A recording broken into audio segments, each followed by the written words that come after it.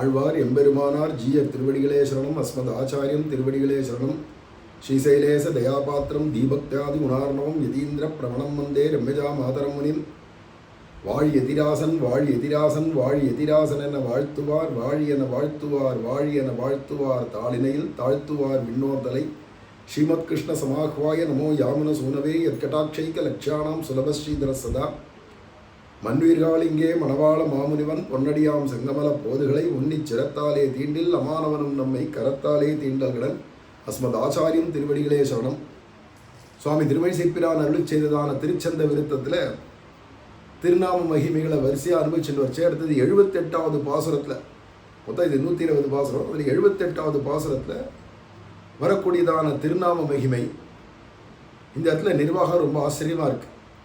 சோர்வில்லாத காதலால் தொடக்கரா மனத்தராய் நீரராவனை கிடந்த நின்மலன் நலங்கழல் ஆர்வமோடு இறைஞ்சி நின்று அவன் பெயர் எட்டெழுத்தும் வாரமாக ஓதுவார்கள் வல்லர் வானமாளவே அப்படின்னு இந்த பாசுரத்தை அனுபவிக்கிறார் திருமழிசைப்பிரான். இங்கே எட்டெழுத்துன்னா அஷ்டாட்சர மந்திரத்தை தான் சொல்கிறார் அப்படின்னு இருந்தாலும் இங்கே வியாக்கியானத்தை பார்க்கணும், ரொம்ப ரசமாக இருக்கும். பார்க்கடல்ல க்ஷீராப்தியில் பகவான் ஆதிசேஷன் மேலே பள்ளி கொண்டிருக்கான். அப்படி பகவான் கண் வளர்ந்தோடுறான் அப்படிங்கச்சே அமலனான எம்பெருமானுடைய அமலன்றதுனாலே என்னடான்னா பகவான் எந்த விதமான குற்றமும் அற்றவன், எந்த பாபமும் அற்றவன், பரம பவித்திரமானவன் அப்படின்னு அர்த்தம் அமலன். அபகத பாப்மா திவ்யோ தேவையேகோ நாராயணான்னு சுபாலோபனிஷத்தை சொல்கிறதுனால அபகத பாப்மா எந்த விதமான குற்றம் பாபம் எதை சொல்கிறோமோ ஹேயமான ஒன்றுமே அல்பமான ஒன்றுமே அவங்ககிட்ட கிடையாது. எல்லாம் பரிபூர்ணம் தான், எல்லாம் கல்யாணங்கள் தான், மங்களகரமானது தான் அவனுக்கு. அது அப்பேற்பட்ட நலங்கழல் அப்படிங்கிறதுனால நன்மை மிக்க திருவடிகளைன்னா என்ன நன்மை மிக்கன்னா துயரறு சுடரடின்னு அர்த்தம். அவனுக்கும் இருக்கிற துயரங்களை போக்குறது, நமக்கும் எல்லா துயரங்களையும் போக்குவிக்கிறது அந்த 2 திருவடிகளாக இருக்கிறதுனால அது சொல்கிறார் நலங்கழல் ஆர்வமோடு. அந்த ஆர்வமோடுன்னா ஆர்வம்ன்றது இங்கே பக்தி, ஆர்த்தியோட பரம பிரேமையோடு அவங்ககிட்ட பக்தியோட இறைஞ்சி நின்று அப்படின்னா துதிக்கிறது. இறைஞ்சறதுன்னா துதிக்கிறது, ஸ்தோத்திரம் பண்ணுறது. அதோடு இல்லாத சோர்வில்லாத காதலால் அப்படிங்கிறதுனால தொய்வு இல்லாத காதல். அன்றைக்கி கொஞ்சம் பிரியம் மாதிரி இருந்தது பெருமாள்கிட்ட, இன்றைக்கி குறைஞ்சி போயிடுது. இனிமேல் திருப்பி திடீர்னு கிளம்புறது, திடீர்னு இதுக்கு பேர் காதல்னு பேர் இல்லை. அந்த எது நடந்தாலும் அந்த மாளாத காதல் நீங்கவே நீங்காது.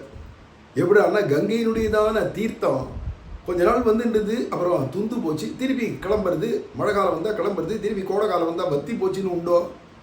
நூபுர கங்கை என்னைக்காவது ஒரு நாள் பத்தி போச்சுன்றது உண்டோ? அதை மாதிரி நம்மளுடைய ஹிருதயத்தில் ஊற்று, பிரேம ஊற்று எப்போதும் இருக்கும். பிரேம பிரகர்ஷாவதியும் ஆத்மவந்தம் பிதாமகம் நாதமுனிம்னு ஆளவந்தா ஸ்தோத்திரத்னத்தை சொல்கிறது மாதிரி அந்த பிரேம பிரகர்ஷமானது ஊற்று மாறாத வருமா இருக்கிறதால சோர்வில்லாத காதலால் அப்படிங்கிறாருங்க. அப்பேற்பட்ட தொடக்கரா அப்படிங்கிறதுனால நம்மளுடைய ஸ்மரணம் இருக்கே, பகவத் ஸ்மரணம் எப்போ நினைவு காதல் அவங்ககிட்டே இருக்கோ, எதுக்கிட்ட நமக்கு பிரேமம் இருக்கோ அந்த நினைவு அதே ஸ்மரணம் இருந்துகிட்டே இருக்குமா இருக்கிறதுனால அது சொல்கிறார் தொடக்கரா அப்படிங்கிறதுனாலே ஒரு கண்டனம் இல்லாத அகண்டமான ஸ்மரணம், அனன்ய சிந்தனம், அகண்ட ஸ்மரணம் அதை சொல்கிறார். அப்படி இருக்கக்கூடிய ஹிருதயம் யாருக்கு இருக்கும் அப்படின்னா பிரேம பக்தாளுக்கு தானே அப்படி இருக்கும். அதை சொல்கிறார் இங்கே. அவன் அந்த சுவாமியான எம்பெருமானுடைய பெயர் திருநாமமான 8 எழுத்தும். அங்கே பெயர்ன்றது மந்திரம்னு சொல்ல வேண்டாமோ, நின்று அவன் பெயர் 8 எழுத்தும் அப்படின்னு சொல்லிட்டார். ஆழ்வார் சொல்லிச்சவே அவன் பெயர்னு சொல்லிட்டார், நாமம்னு சொல்லிட்டார். ஆனால் உண்மையாக பார்த்தா 8 எழுத்துன்றது மந்திரம், அஷ்டாட்சர மந்திரம், திருமந்திரம் அப்படின்லாம் நம்ம சொல்கிறோமே. அந்த 8 எழுத்தும் வாரமாக ஆச்சரியமாக அப்படின்னா நடத்தணும்னா அகண்டமாக சொல்லிகிட்டே இருக்குது. இந்த மந்திரத்தை ஓதுவார்கள் யார் சொல்லிகிட்டே இருக்காளோ அகண்டமாக வானமால வல்லரே அப்படிங்கிறா. என்னடா நான் பரமபதத்தை இவா கட்டி ஆடுறதுக்கு சமர்த்தக்கலாம்.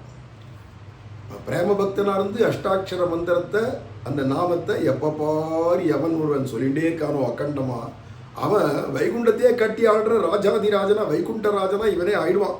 அதுக்கு சாமர்த்தியம் உடையவனா ஆயிடுவான். ஏன்னா இங்கே இருக்கிற 4 பேர் பூலோகத்தில் சம்சாரிகளில் 4 பேரை வச்சுட்டு குடும்பம் பண்ணவே லாய்க்கு இல்லாதவன் அஷ்டாட்சர மந்திரத்தை சொல்லிட்டு தான் நித்திய சூரியர்களே கட்டி ஆள ஆரம்பிச்சிருவான். அப்படின்னா அந்த அஷ்டாட்சர மந்திரம் அந்த அளவுக்கு நமக்கு வைகுண்டத்தை கட்டி ஆடுற அளவுக்கு வேண்டிதான பலம் தரும். அப்படிங்கிறதுனாலே பலம் அந்த சக்தி தரும். அதுதான் ஆத்மதாக பலதாக அப்படின்னு வேதனம் சொல்கிறதுனால தன்னையும் கொடுத்து தன்னை அனுபவிக்க வேண்டிய பலமான சக்தியும் பகவான் கொடுக்குறான். அதுக்கெல்லாம் அடிப்படை என்னன்னா அந்த திருவஷ்டாட்சரமாகிய அந்த நாமத்தை அகண்டமாக சொல்கிறது அப்படிங்கிறார்.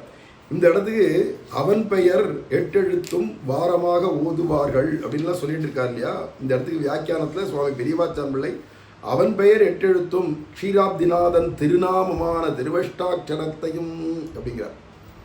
முன்னாடி ஆதிசேஷனில் க்ஷீராப்தியில் பள்ளி கொண்டிருக்கான் அப்படிங்கிறத சொல்லிட்டார். அப்படி ஆழ்கடலில் பள்ளி கொண்டிருக்கிற எம்பெருமானுடைய திருநாமம் எதிரான அஷ்டாட்சரம். அங்கே இருக்கக்கூடியதான ஸ்வேத தீபவாசிகள்லாம் அடிக்கடி வந்து சேவிக்கிறாளேன்னா அவள் எப்போ பாரு அஷ்டாட்சரத்தையே சொல்லிகிட்டே இருப்பானா கண்டமாக.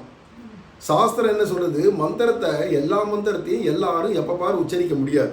அதுக்கு ஒரு சில நியமங்கள் இருக்கு இல்லையா. ஆனால் பிராமணாளில் யார் ஒருவன் ஒரு கால் அஷ்டாட்சர மந்திரத்தை கிரமேண எந்த விதமான தீட்சை முறைப்படி பஞ்சசம்ஸ்கார முறைப்படி ஒரு ஆச்சாரியன்ட்ட பரம்பரையாக வந்த ஆச்சாரியன்ட்டு உபதேசமாக பெற்றுனுட்டானா அந்த பிராமணன் அவன் பாட்டுக்கு அகண்டமாக சொல்லிகிட்டே இருக்கலாம்.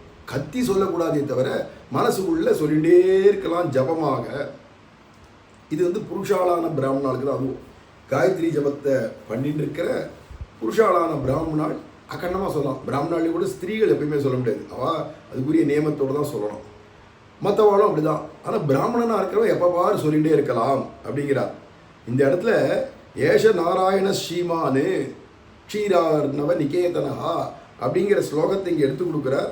இப்படி க்ஷீரார்ணவ திருப்பார்க்கடலில் இருக்கிற எம்பெருமான், அது மட்டும் இல்லை நாராயணனே நமக்கே பறை தருவான்னு எடுத்துகிட்டு போய் ஆண்டாள் சாதிக்கிறது மாதிரி நமக்கு வேண்டிய எல்லா பலன்களையும் கொடுக்கக்கூடியவன் யாழன நாராயணன் கூட இல்லை, நாராயணனுடைய நாமமே அதுதான் சொல்கிறார் என்றும்.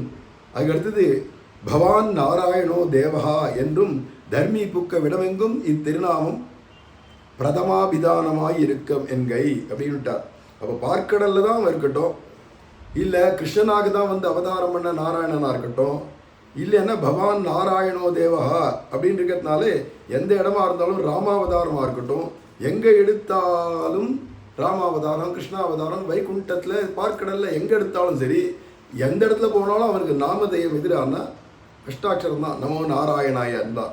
இதை வாரமாக ஓதுவார்கள் வல்லர் வானமாளவே நமோ நாராயணாயேதி மந்திரீக சரணா பயம் என்கிறபடியே தன் நிஷ்டராய் கொண்டு சொல்லுமவர்கள் பரமபதத்துக்கு நிர்வாகராக வல்லார்கள் என்கிறார். இந்த இடத்துல நமோ நாராயணாயே அப்படிங்கிறது தான் இங்கே எடுக்கிறார். இந்த ஓமை விட்டுட்டு அதுதான் அவன் பெயர் நமோ நாராயணாய. இந்த ஓம்ன்றது ஒரு ஏகாட்சர மந்திரம்.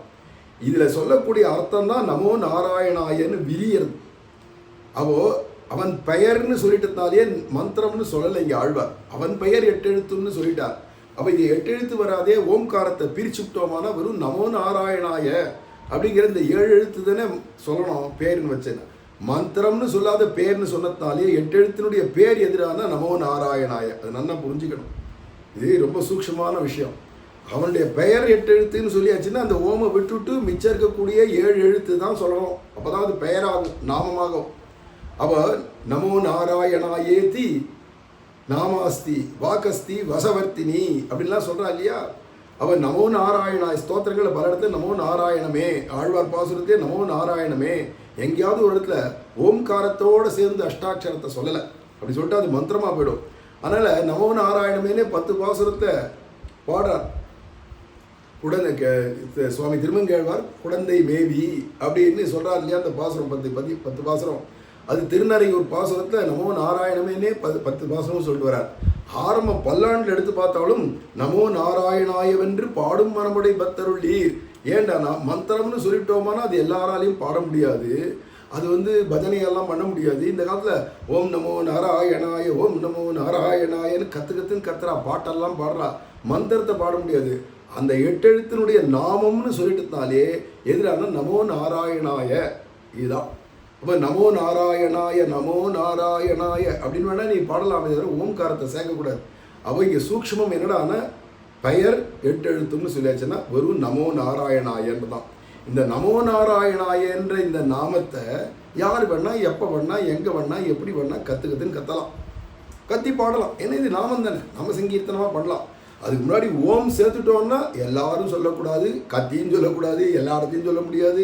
அதுக்குரிய நியமத்தோடு தான் சொல்ல முடியுமா இருக்கிறதுனால இங்கே எடுக்கிற பிரமாணம் பாருங்க. நாரதிய புராணத்துலேருந்து நமோ நாராயணாயே தி அப்படின்னு அந்த நமோ நாராயணாயன்ற இந்த நாமத்தை ஆசீனாவா ஒரு கால் உட்காந்துண்டோ, சயானாவா படுத்துண்டோ, திஷ்டந்தோ எத்திர குத்திரவா எங்கே வேணா உட்காண்டோ, நிந்துண்டோ, படுத்துண்டோ, எப்படி வேணாலும் நமோ நாராயணாயேதி மந்திரைக்க சரணாவயம், எப்படி எந்த இடத்துல இருந்தாலும் நாங்கள்லாம் நமோ நாராயணான்ற இந்த மந்திரமே கதியாக இருக்கக்கூடிய நாங்கள் அப்படின்னு இங்கே நாரதிய புராணத்தை சொல்கிறதுனால இந்த நமோ நாராயணாய தான் நின் பெயர் 8 எழுத்துன்றதுக்கு அர்த்தம். 8 எழுத்துன்னு சொல்கிறதுனாலே உடனே எல்லாரும் என்ன சொல்கிறா, இது மந்திரத்தை தான் சொல்லியிருக்குன்னு சில பேர் இதை நிர்வாகம் பண்ணுவா.